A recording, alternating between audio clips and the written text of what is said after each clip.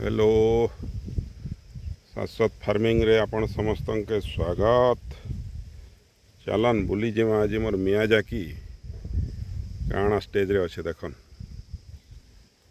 देखन एटा मुई बैगिंग करिचे। गोटे गछरे एटा 2 वर्षर गछ 4टा आइसला, वर्तमान देखन 3टा अच्छे। आउ गोटे पड़ी जाइथिला बोधे तले, देखन एटा देखन साइज केनता होइছে देखन और तार लुक देखन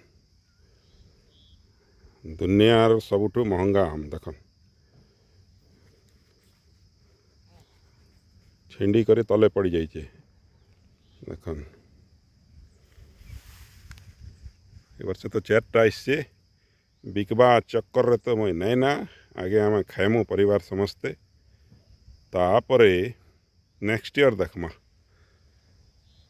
देखन ताके टिके प्रोटेक्शन दीचे मुई आउ टिके लुकायत अच्छे। स्पेशली मोर लेबर फेबर मन के किसी मुई नहीं कहबार ए बाबद रे देखन।